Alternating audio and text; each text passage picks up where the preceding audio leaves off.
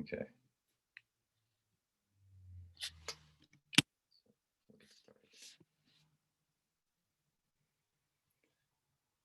Om Ajnanatimidandhasya Jnananjana-shalakaya Chakshurunmilitam Yena Tasmai Shri Gurave Namaha Siddhantotpalasaranitya-rasikam Hangsang Vilasatmakam Audaryakya Sudhama Sevakatanam Vishramba Bhakti Pradam Yatya Yukti Vichakshanam Tvagavido Vaiseshta Shaktya Sada Vandeham Tripurari Namakayatim Shri Bhakti Vedantinam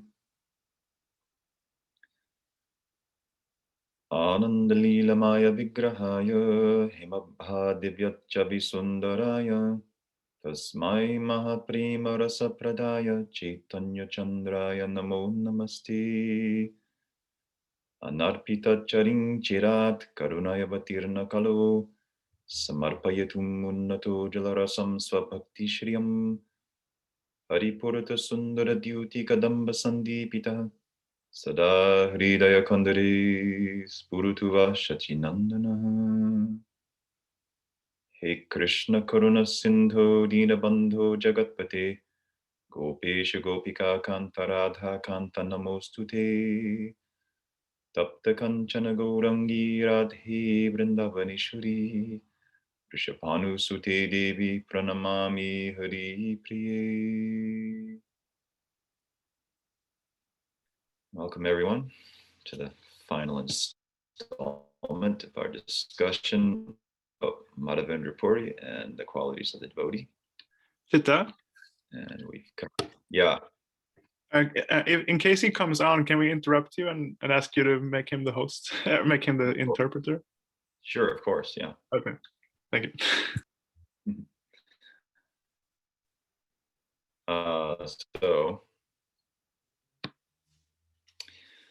So we've covered a fair bit of territory, and last session we went through a fair few of the qualities, and with I expanded on some of them with some thoughts that I had when I was meditating on them, and so we're going to continue with that.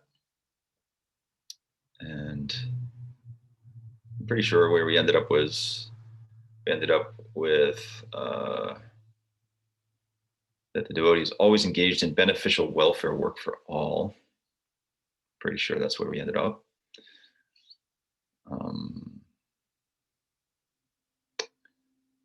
So the next one on the list is that the devotee is calm.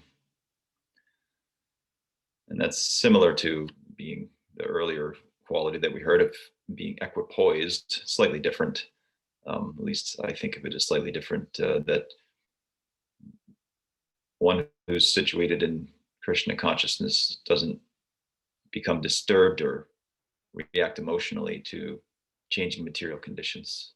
So they're not an excitable person. They don't fly off the handle for small things or even generally big things. They keep themselves pretty well under control, undisturbed in the face of adversity and whatnot. And now we come in the list to, moving on, we come in the list to the Swarup Lakshan of the devotee, surrendered solely to Krishna. So this one you could give a whole series on, and in fact,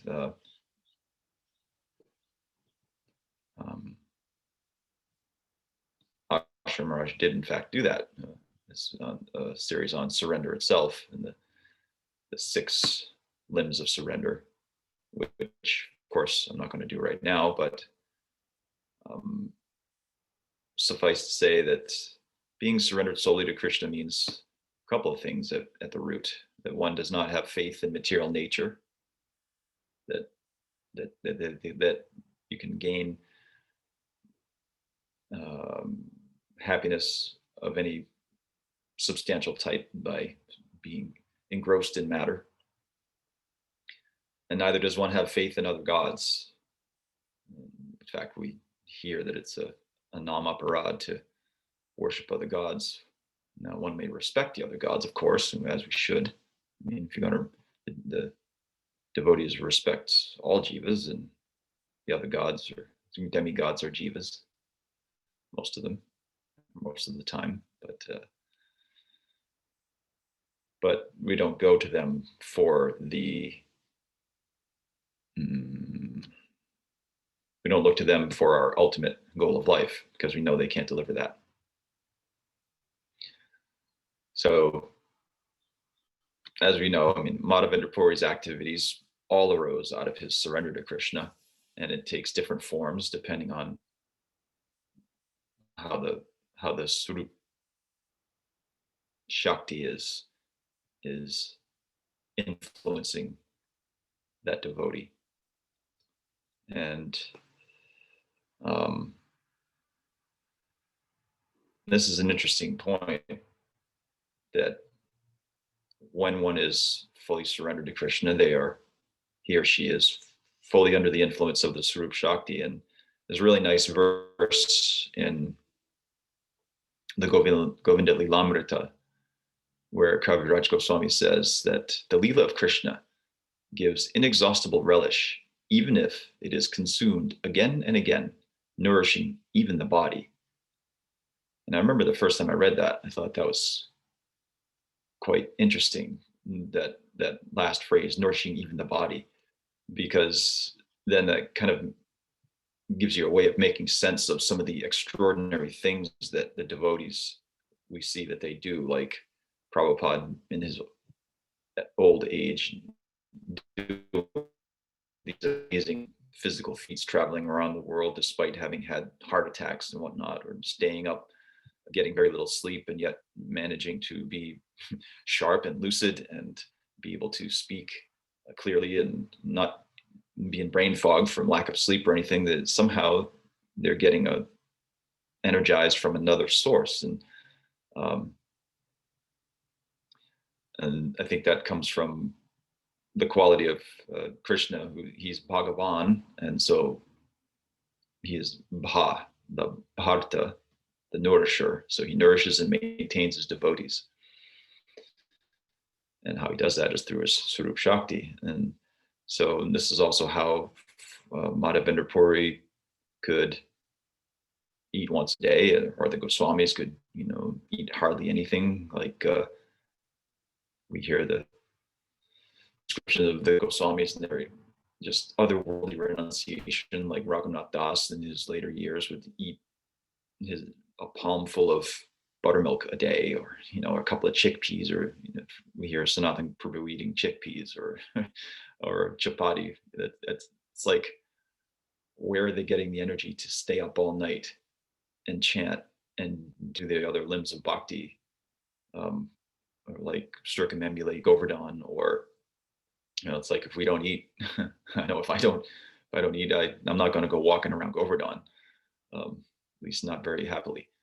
So they're obviously getting their energy from somewhere else and directly from Krishna. So you can see that if a person is surrendered to Krishna and they're doing these types of things, that they're a live wire. They're plugged into the source in a very substantial way, and that manifests in their lives in an extraordinary way that ordinary people just can't. I'm sorry, Prabhu. Yeah. I'm sorry. Can you give me a traduction? I had problems here, but I think I now have connection. Okay. Glad to see you made it. Where are you on the list? Okay, hold on here.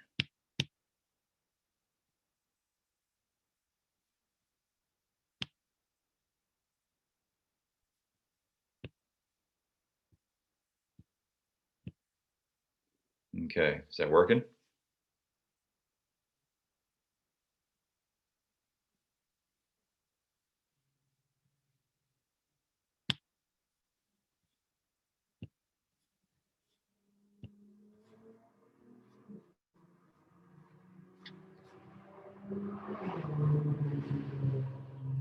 Please also allow Govinda Dasi to record.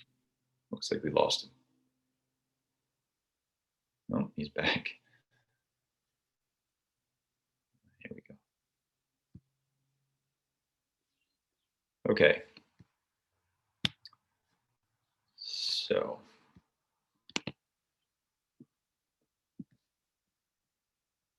Get my notes back here. All right. So this otherworldly, just insane. Well, let me check this message here and make sure we're good. Okay, good. This otherworldly renunciation that we see in these high devotees like the Goswamis or like Madhavendra Puri. As I mentioned earlier in the series, I was Vishnu Maharaj told us in the early days when I first joined, you know, this renunciation of the Goswamis is not to be imitated. It's because they are Nitya Siddhas. They've got that kind of empowerment from Krishna that they can do these things. But you know, even those who aren't, even sadhana siddhas do like Bhakti Vinod.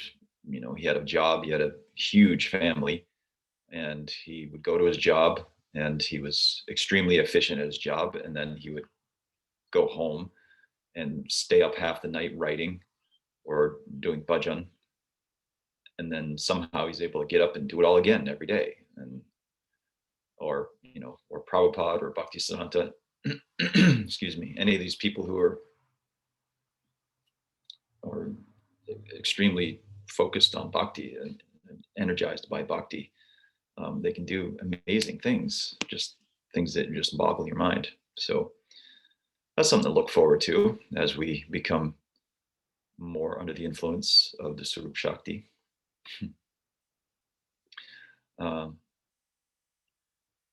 So yes, surrendered solely to Krishna. That is the quality from which all these other 25 arise.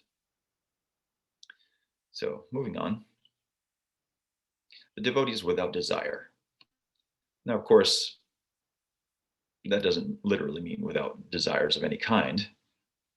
It means having no material desire. In the same vein as, or in the same way that it is said that when the Shastra says that God has no form, well, we don't literally mean he has no form at all, because there's other statements that say he has form. It means he has no material form. So the devotee is not without desires at all. It means they have no desire for material things, no separate interests, as Bhakti Raksha Sri Madhavendra Goswami Maharaj put it. He desires, the desire is only to please Krishna. That's the only desire they have. And of course, the desire to attain a specific service and whatnot on the higher end. But on the basic Sharanagati level, the only desire that exists in the devotee is to please Krishna, somehow please Guru and Krishna. And that makes them, the next quality, indifferent. They're not attracted by the material nature. It's not that he or she doesn't care about things in life. Excuse me. It's not that they're indifferent to everything. They're indifferent to the allurements of the mind to, you know, do this or that, or the allurements of matter. They perceive these things, and yet they're not drawn into them. They're just like, okay, you're there, whatever, and they go forward with what they're doing.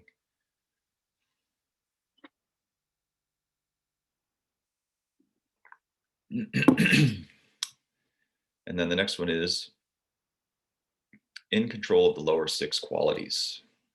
So the 6 enemies of the mind, they're termed as enemies: lust, anger, greed, illusion, pride, and envy. We'll go into these a little bit. I think it's interesting to see how they work. So the first one is lust. And Bhakti Vinod Thakur wrote a really nice article for his Sajantoshini called Ripu, which just means the enemy. And he says, when we say lust, it is understood to be asat trishna, the thirst for material things. The jiva that is charmed by Maya seeks knowledge, intelligence, wealth, respect, celestial pleasures, liberation, etc. All this is lust. So as you can see, the normal or the common definition of lust as being just carnal desire is greatly expanded here by Bhakti Vinod, and basically it covers everything. So the desire for one's own enjoyment, separate from Krishna, separate interest, again, that's lust. So that's a big one. Anger.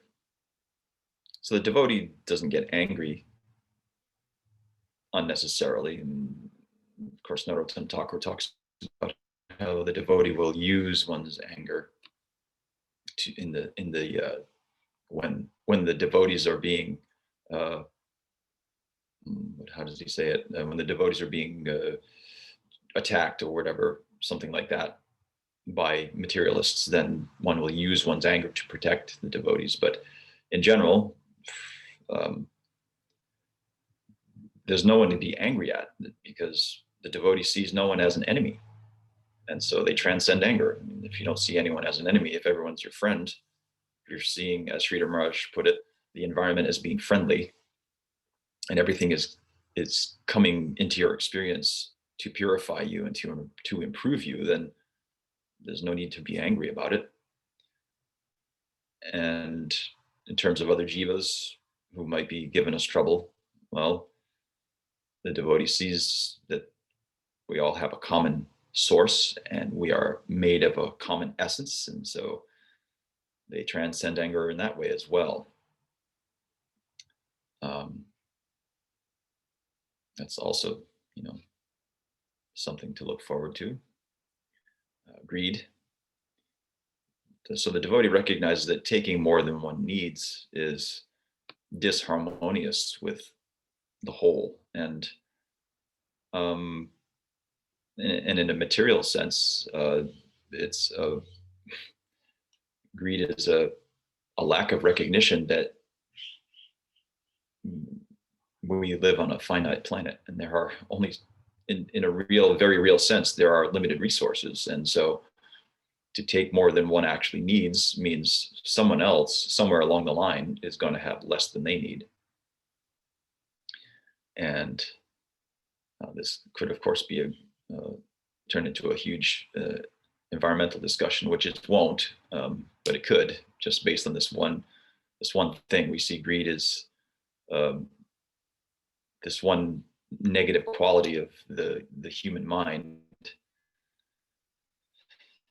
is responsible for untold suffering. Devotees who are fully surrendered to Krishna, having that very peacefully and harmoniously with others and in the world.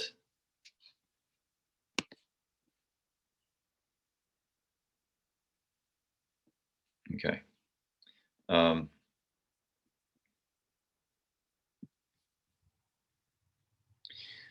then the next quality, or the next the next lower six qualities that the devotee is in control of is illusion. So this means the nature, that they're not in illusion about the nature of their self. They know they are realized as an Atma. And they know the nature, they're not in illusion about the nature of the world either. They know what the world is, that it is Krishna's Maya Shakti. And they know that the Maya Shakti, they perceive this directly, that the Maya Shakti has the power to bewilder the Atma and to cover the Atma, these two different aspects of the Maya Shakti. And they also know that the nature of the self's source. They've been illuminated through Sangha and Shastra. And so all these illusions that a conditioned soul has, they've all been destroyed and overcome by the devotee. And so they see things clearly for what they are. And as a consequence, they're not chasing after ephemeral pleasures or anything like that. They know what is real. And the next one in this list is pride. So the devotee no longer regards her or himself as the center. And so they don't regard their achievements, what they do, as special. They don't puff themselves up, see what I've done, just see. They don't have a sense of material ego that needs to be bolstered by the approval of others. And so, and they don't strut and preen and whatnot. They're humble by nature. And so pride is like a foreign thing to them. And the final one, the final of the 6 enemies of the mind that the devotee is in control of, is envy. So due to the devotee's natural humility, and also, as we'll hear later on, their expertise, they're not threatened by the excellence of others. So envy is generally, or one definition of envy is resentful longing. So you want what somebody has, and there's resentment is another form of anger. So it's like there's this hateful longing for a quality or something that another person has, whether it's a possession or a quality or their luck or their good looks or whatever it may be. The Vaishnava sees that to desire such things is foolishness. It's, to put it bluntly. And they also recognize that envy, like anger, it doesn't hurt the person that it's directed toward. It hurts oneself. And so they don't indulge in that, because it's a very unbecoming quality of the unenlightened mind. And so one can know that if the degree to which one has not conquered these 6, then you know that you're still a Vaishnava in becoming, and maybe not a fully surrendered Vaishnava yet. So moving forward with the qualities of the Vaishnava. So the Vaishnava in the list is an interesting one, that it would be there. And this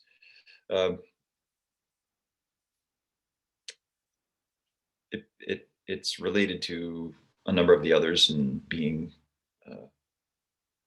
grateful and modest and whatnot. The Vaishnava eats only as required. And it's a very interesting one, because obviously everyone has to eat. And again, they recognize that, well, they're not greedy. They recognize that food is sacred. It's a gift from God, right? I mean, there's so many factors that go into the production of food, and they're mindful, the devotee is mindful of that, and they don't waste anything. I mean, there's a statistic, a disturbing statistic, that in the United States, 30% of the food that is produced is wasted. 30%. That's almost fully a third. That's insane. So Vaishnavas, they recognize that this stuff is, they don't take it for granted. They don't take anything for granted. And the Vaishnavas, they recognize that everything in the material world comes with a cost, at a cost. It takes energy to produce everything, and every movement generates some reaction in the environment. And so that's where that's why the principle of prasad is so important, because by seeing, the devotee sees everything as Krishna's mercy, and that we're just living on Krishna's mercy, directly or indirectly, really, whether we recognize it or not. I mean, So the conditioned soul does not recognize that everything is God's energy. Everything comes from God, whether directly or indirectly.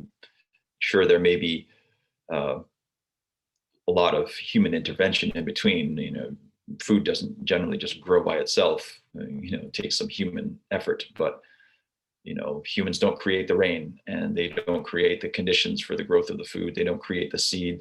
They don't create, excuse me, they don't create the ability of the seed to grow. this mysterious thing called life. You put a seed in the ground and you water it, and food of a plant can grow that you can eat, comes out of that. That's like amazing. That's all God's Shakti. And so the devotee recognizes that this is a sacred thing. This is an extraordinary thing, even though it's like the most basic thing that we all do. We can't survive for many days without food. And in Madhavendra Puri's case, as we heard, he did not eat during the day, and he only took some milk after the Gopal deity was put to rest. And that's, for him, for a renunciate like him, that's all he required, apparently. And as we heard, he was getting his real energy. He was living on Krishna's Swarup Shakti, being internally energized. And so apparently he didn't need to eat a whole lot physically in order to maintain his body. And again, as I mentioned in the first lecture of the series, his regard for Krishna Prasad was so intense that he even broke the pot that the sweet rice came in and bound it in his cloth and then ate a piece of it every day. And that is super extraordinary. So talk about not wasting anything. I mean, even the pot, I mean, it's like if you go to India, on certain places along the parikrama path, you'll see like where there, I recall there was tea wallas or whatever. And so they have these small clay pots that they drink from, and there's just, so they drink their drink and then they just smash a thing on the ground. And, you know, of course that clay will just go back into the soil. And so in that sense, it's not like polluting or anything, but it's like Madhavendra Puri wouldn't even do that. So that's a pretty extreme form of that. But point being, the devotees, they don't waste food because they recognize that it is a very precious commodity. And the next quality is that the devotee is attentive. And in Buddhism, they call this mindfulness. So, and in bhakti is a form of yoga. And so the sadhaka, they cultivate the attention. It's like you're not going to get the results of practice through inattentive practice. In fact, Guru Maharaj I haven't heard him say it like this in some years, but when I first joined him, and whenever someone would ask him, or he would just consistently emphasize attentive chanting. And that word, attentive chanting attentively. You know, ask him, how do we make progress in bhakti? Attentive chanting attentively, and that that one quality is really central to everything we do. In fact, our attention is our currency as living beings. And we see this in our modern world because in the sense that, well, as we know from what the social media companies are doing, that we are basically being farmed for our attention. Attention has become a commodity in the modern world, in the digital age, the information age, and people are, businesses and whatnot are vying for our attention. If they can get our attention, then they can somehow profit on that, which is boggles my mind. But in any case, attention is the central factor in the successfully performing any act. I mean, if you in Stoicism, they say, "What will you do it better by inattention?" No, you will not. So, and since the Vaishnava recognizes that attention is our true currency, they spend it wisely. They don't waste it, and they seek to cultivate it and invest it in things that are going to give a good return. So if we invest our attention over time in ephemeral things, well, then that our investment will be lost. If we invest our attention in bhakti, in Sri Nam Prabhu, and in service to the Vaishnavas and the Guru, then the return on our investment will be infinite. So there's a pretty big contrast there. And the Vaishnava sees every situation as sadhana, so an opportunity to further refine and improve the attention and to use the attention for something meaningful.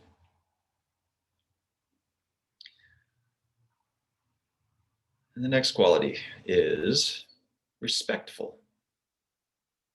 So this is a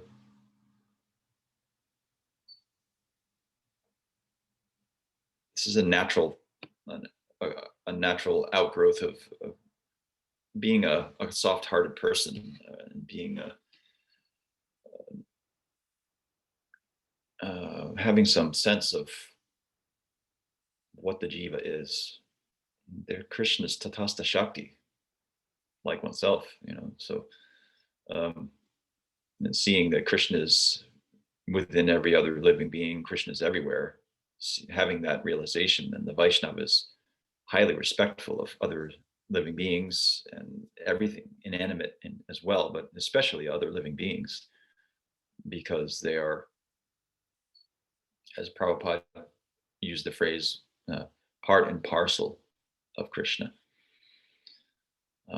So seeing even the material world becomes worshipable in a sense when one recognizes that it's Krishna's energy, right? It's connected directly to Krishna. And yes, one should have a healthy fear of the Maya Shakti and whatnot in terms of what she can do, in terms of bewildering us and distracting us and whatnot. But for the devotee who has overcome that, then they walk around like, in fact, there's some beautiful prayers. And I remember in the deity manual, the certain prayers of getting up in the morning and praying Mother Earth for forgiveness that you have to step on her. That's respectful, just recognizing that we are actually, as a jiva, are very insignificant, and the natural tendency of the Vaishnava is to give others this respect, as we hear in the third verse of the Shikshastakam. And this ties into the next quality, never expecting honor. So the Vaishnavas recognize that Krishna is the true center. They've abandoned pratishta, the desire for recognition, and they've embraced humility to such a degree that the idea of others honoring them is distasteful. They run from that. As we hear, Madhavendra Puri was in the marketplace in Remuna after having left the temple because he thought he had committed some aparad by desiring to taste the sweet rice so that he could make it for his Gopal deity. He didn't actually commit aparad, but he thought that way because of his natural humility. And when he was in the marketplace and the pujari from the temple came and found him and gave him the sweet rice, he realized that, well, word of this is going to get around. And when it does, people are going to come looking for me because they're going to realize my position, and they're going to want my attention. They're going to want my blessings and all this. And they're going to want to give me honor for being a great devotee and all of that. And he could not tolerate that. And so he left in the middle of the night before the market could open and before anybody could find him. So that's a very, it's a beautiful example of that. And the next quality is sober. So this quality, dhira, sober, it means a number of things. If you read Bhakti Vinod Thakur's Bhakti Alok, which is a commentary on the Upadeshamrita verses describing the 6 qualities that destroy bhakti and the 6 qualities that are favorable to cultivate bhakti.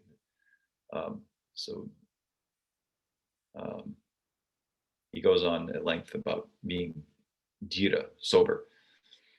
So in general, it means that the devotees don't engage in meaningless talk or behavior. You know, their sobriety means that you see things clearly. In other words, being sober as opposed to being intoxicated. So if one is no longer materially intoxicated, then one sees things clearly as they are. And so they're not wasting their time in meaningless things that don't, as I mentioned earlier, that don't return that they don't return a positive result on their attention. And so they're very careful to not waste their time because of that seeing things clearly. And they're grave. You know, they don't. Sober is also like, you know, you're calm externally. You know, you keep your energy more inwardly focused. And the next quality is compassionate. So the devotees are naturally soft-hearted. Bhakti softens the heart. And there are statements in the Shastra that said that what use is your practice? Or if through your practice your heart has not been softened, you've wasted your time. So the devotee naturally has a soft heart, and they can't tolerate to see the suffering of other living beings, and so they seek to reduce their suffering somehow. And as I mentioned earlier in the series, they do this through Krishna Katha. That's the main way. They see that other living beings are suffering, and the form of compassion that mainly takes is not necessarily in feeding them or building hospitals or doing other types of material welfare work. They may, and there's nothing wrong with doing those things, but that's not their focus. Their focus is to deal with the disease of the heart disease of ignorance, avidya.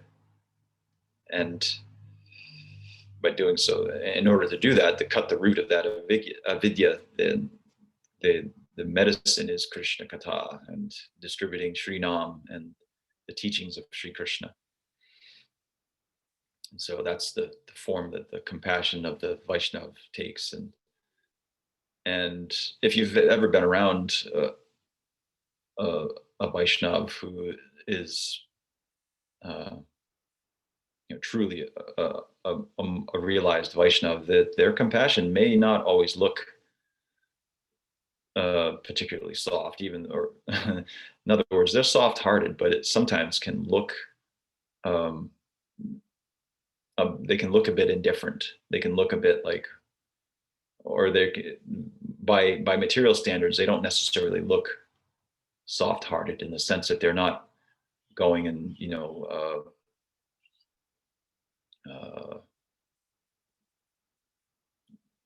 they're not going around and, oh, you fell off your bike, let me let me wash your knee for you. It's like their compassion is on a much more subtle and higher plane.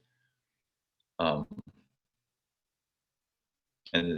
then in that regard, it can be easily misunderstood by people who only interpret compassion to be tending to the material needs of the body and whatnot, or the emotional needs. Like the Vaishnavas, generally, their job is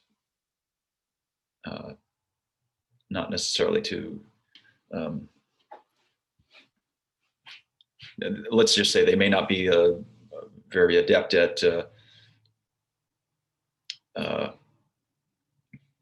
how to say, emotional support or whatever. That's not their focus. Their focus is on giving the solution to the problem of material life. And so that compassion can, as I said, it takes the form mainly of teaching others about who they are, what the world is, giving that sambandha gyan. It's like, don't be an illusion about what you are. You think you're suffering because you think you're something other than what you are. You think you're a being destined to die, and there is no death and all of that. So that can, for those who are fully engrossed in the material conception of life, that type of advice can be painful even. It's like, no, they don't. People who are fully engrossed in material life and who are attached to it, they like it. And so they don't want to be hearing that. So that compassion can sting. It can be a little bit painful at first. But it's kind of like, well, medicine can be bitter sometimes. And so just like a wise parent will give the medicine to the child, regardless of whether the child balks at it or doesn't want to take it, they give it to them anyway and force them if they need to, so that because they know that you need this. So that compassion can drive the Vaishnava to do things that by material standards may appear a little bit unkind. In fact, there's a song from the 60s where you've got to be cruel to be kind in the right measure. And so related to that is the devotees are, the next quality, friendly. And so, but this can also be easily misinterpreted, because a true friend is not someone who just tells us whatever we want to hear, or is, a friend is someone who intends only good for us. And so again, that can sometimes take the form of that their kindness, their friendliness can sometimes take the form of telling us things we don't want to hear so that we can improve, or telling us, you're making a big mistake, or in my opinion, you're being stupid here, or you're doing this, or you're doing that, and this is not wise. A friend will point out our mistakes for our improvement, and because it pains them to see that we could be going down a road that will be just increase our suffering. And so they may point these things out to us, and that's being a true friend. Whereas people who only tell us what we want to hear, well, that's not a great friend. And as I pointed out earlier, they never think in terms of friends and enemies, because they see all beings in terms of being jivas. And so in a sense, they're friends to everyone, because it's like, well, everybody's a living entity, and of course you're going to be, we're of the same essence. And so how would you be unkind to another being who is exactly like us? And the next quality is poetic. So when one is in love, one sees life with the eyes of the poet. Just there's this sort of sparkle to life that the poets throughout life and throughout time, throughout history, have excuse me, been able to articulate these certain aspects of life in a very charming way. And so devotees are naturally, because they have such a heart saturated with love for Krishna, and they're deeply feeling the beauty around and within them, the world becomes a source of joy. Vishwam Purnam Sukhayate.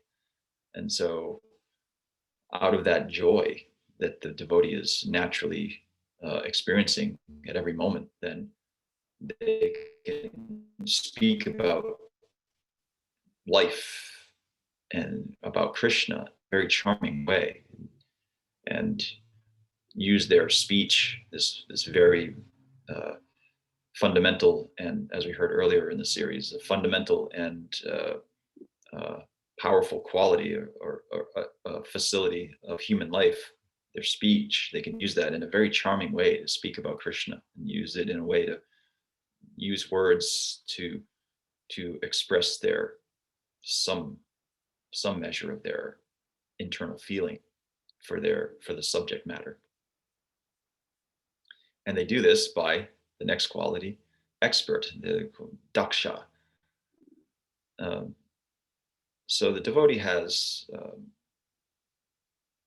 high standards, and I think that's a result of recognizing that bhakti is, the Mahaprabhu has set extremely high standards of behavior, what it means to be a devotee. And we look at these qualities, and that's like an extremely rare person who manifests all these qualities, and that as a result of being empowered or purified and empowered by Bhakti Devi. And so the devotee has high standards for oneself, and they put in the time and the effort to become competent in what they do. They can't tolerate being half-hearted or being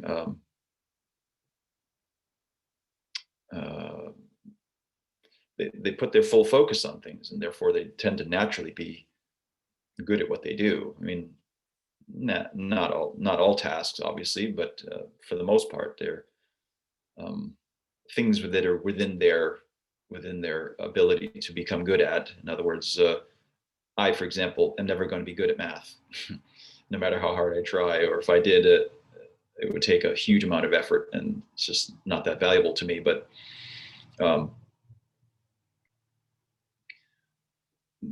through paying attention, as we heard earlier, being attentive, one can become very competent in in one's service to Guru and Krishna. And so we hear, Madhavendra Puri was expert in his service. I mean, he established the service of the Gopal deity, and for certain that when he was there, all these little details that needed to be looked after, I'm sure of it, because I've seen it in Guru Maharaj, how he, like during a festival, for example, he'll come and he'd go in the kitchen and he'd check on all these little details, or go into the deity room and make sure all these little details are being attended to very nicely by his disciples, and training us in that way to be expert because of his intense desire to serve Krishna with the best possible means, and in the best possible way, and with the best possible feeling, and materially the best material ingredients, the best material processes and whatnot. So naturally, you can imagine that Madhavendra Puri was on top of all of that worship, and making sure that the Brahmins that he had hired, or that it had come to worship the Gopal deity, that they were up to the standard. And again, so he had a very high standard, and he found that these people, they can maintain the standard, and therefore then I can leave to go to Jagannath Pur to get this sandalwood, knowing that these people would maintain the standard because they also were expert in the worship. And then the final quality, number 26, is the devotee is quiet. And to me, this means that the devotee does not draw attention to oneself. There, and again, like related to being sober, they don't speak unnecessarily. They speak only when required, and then only about Krishna or topics related to his service. And conversely, then, if you're quiet, then that means you know how to listen. Like it is said that we have one mouth and two ears for a reason, that we should listen twice as much, at least, as we speak. And so devotees know how to listen very carefully, especially considering that it is through hearing, shravanam, that all of the other limbs of bhakti are made possible. We hear about Krishna. We hear about the qualities of the devotees. We hear about the service of Madhavendra Puri, and that inspires us to do something in our own lives and cultivate these qualities. And so it's through hearing, listening, that we progress on bhakti. In fact, it's even said in the Shastra that we see through the ears, which is a curious way of thinking about it, but it's true. We see Krishna through the ears, through hearing about him. And then gradually, at some point, if we become a surrendered soul, then Krishna may reveal himself within the heart or even externally to us, to the eye. But initially, and for the most part, we learn about the world through hearing. So that concludes the list of the qualities. So as you can see, it's a pretty tall order to be a Vaishnav. To be surrendered solely to Krishna is not an easy thing to attain. And as I mentioned, this list of qualities is there so that we can identify other Vaishnavas, or identify who is a Vaishnav. Kaviraj Goswami says that you'll know a Vaishnav by these qualities, by their behavior.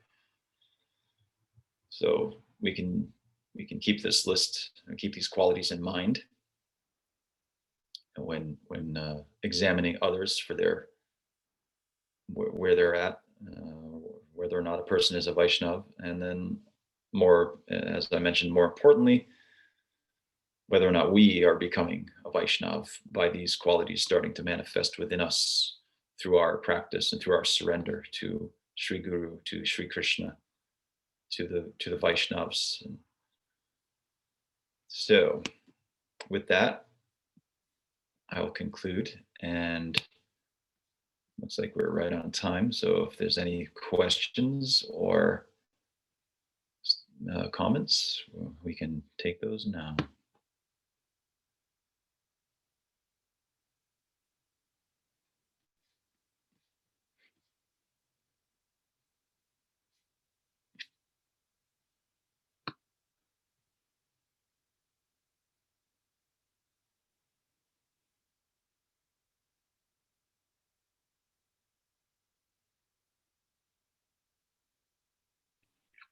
No question, but thank you for the series. It was awesome.